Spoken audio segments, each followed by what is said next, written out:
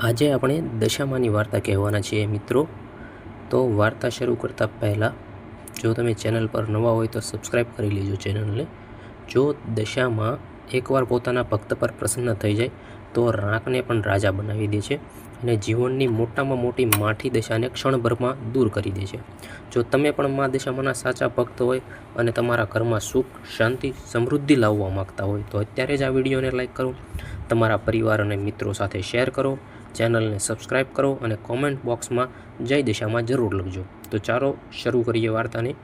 પ્રાચીન સમયની વાત છે। ગુજરાત દેશમાં વિજયસિંહ નામના એક પરમ પ્રતાપી અને પ્રજાપ્રિય રાજા રાજ્ય કરતા હતા। તેમની રાણીનું નામ રૂપમતી હતું। રાણી રૂપમતી રૂપ ગુણમાં અતિ સુંદર હતા, પરંતુ તેમને પોતાના રાજવૈભવ અને સુંદરતાનું થોડું અહંકાર હતું। એક સમયે અષાઢ મહિનો શરૂ થયો।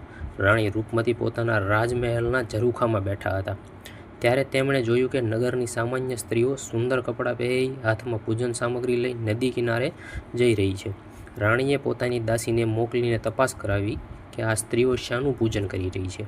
દાસીએ આવીને જણાવ્યું કે હે રાણીજી, આ સ્ત્રીઓ મા દશામાનું 10 દિવસનું પવિત્ર વ્રત કરી રહી છે। આ વ્રતમાં અષાઢ વદ અમાસથી શરૂ કરીને 10 દિવસ સુધી સૂતરનો 10 તારનો દોરો લઈ તેમાં 10 ગાંઠ મારી પૂજા કરવામાં આવે છે। આ વ્રત કરવાથી ઘરમાંથી દરિદ્રતા ભાગી જાય છે, નિસંતોષ દૂર થાય છે અને મા દશામાં માણસની ખરાબ દશા સુધારીને સાચી દશા આપે છે। રાણી રૂપમતીના મનમાં પણ લોભ જાગ્યો અને તેણે વિચાર્યું કે જો આ સામાન્ય સ્ત્રીઓ આ વ્રત કરતી હોય તો હું તો રાણી છું, મારે પણ આ વ્રત કરવું જોઈએ।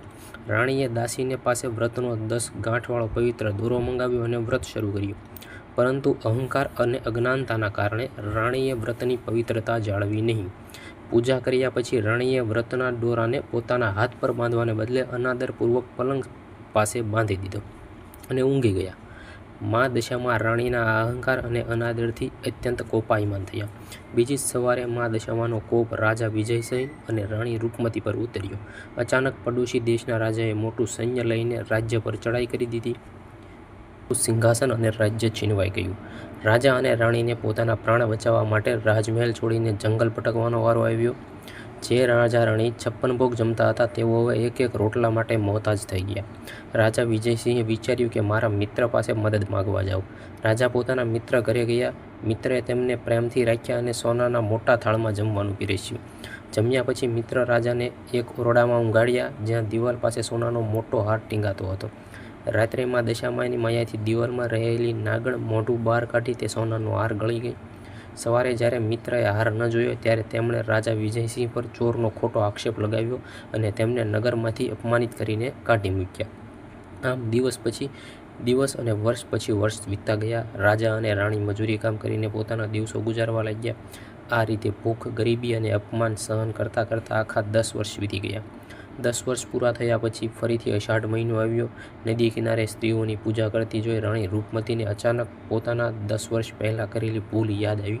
રાણીને ભાન થયું કે મા દશામાનો અનાદર કરવાના કારણે જ તેમની આ માઠી દશા થઈ છે। રાણી આંખમાં પશ્ચાતાપના અશ્રુ સાથે નદીના કિનારે પહોંચ્યા। તેમણે નદીના પવિત્ર જળમાં સ્નાન કર્યું, માટીમાંથી સાંઢણી બનાવી, સૂતરનો 10 ગાંઠવાળો દોરો બનાવી મા દશામાની પૂજા કરી। રાણીએ 10 દિવસ સુધી સતત એકટાણા કર્યા અને માડી સામે હાથ જોડીને કરુણ રુદન કરતાં કહ્યું, હે મા દશામાં, મારા અહંકારના કારણે મારાથી જે ભૂલ થઈ તે ક્ષમા કરો। અમે અમારા પાપની સજા 10 વર્ષ સુધી ભોગવી લીધી છે, હવે અમારા પર દયા કરો। રાણીની આવી નિષ્કપટ ભક્તિ, સચ્ચાઈ અને પશ્ચાતાપ જોઈ મા દશામાનું હૃદય પગલી ગયું। મા દશામાએ સાક્ષાત પ્રગટ થઈને રાણી રૂપમતીને આશીર્વાદ આપ્યા અને કહ્યું, હે રાણી, તારી ભક્તિ અને પશ્ચાતાપથી હું પ્રસન્ન થઈ છું। તારી ખરાબ દશા હવે પૂરી થાય છે અને તારા સારા દિવસો શરૂ થાય છે। મા દશામાને આશીર્વાદ મળતા જ ચમત્કાર થવા લાગ્યો। જે મિત્રના ઘરે હાર ચોરાયો હતો તે મિત્ર દોડતો રાજા વિજયસિંહ પાસે આવ્યો અને પોતાના દિવાલ હારે પાછો ઓકી દીધાની વાત જણાવી રાણીની ક્ષમા માગી। એટલું જ નહીં, પડોશી રાજાનું હૃદય પરિવર્તન થયું અને તેણે વિજયસિંહને તેમનું આખું રાજ્ય, ધન દોલત, હાથી ઘોડા અને રાજમહેલ સન્માનપૂર્વક પાછા સોંપી દીધા। રાજા વિજયસિંહ અને રાણી રૂપમતી ફરીથી પોતાના રાજમહેલ પધાર્યા। આખા રાજ્યમાં ઢોલ નગારા વાગ્યા અને ઉત્સવ મનાવાયો। રાજા અને રાણીએ પોતાના આખા રાજ્યમાં મા દશામાના વ્રતનો મહિમા ફેલાવ્યો અને આજીવન પ્રેમથી માડીની ભક્તિ કરી. હે મા દશામા, જેવા રાજા વિજયસિંહ અને રાણી રૂકમણી તેના દિવસો સુધાર્યા, તેવા આ કથા સાંભળનાર, વાંચનાર અને શેર કરનાર સૌ ભક્તોના માથેથી માઠી દશા દૂર કરી સારા દિવસો લાવજો.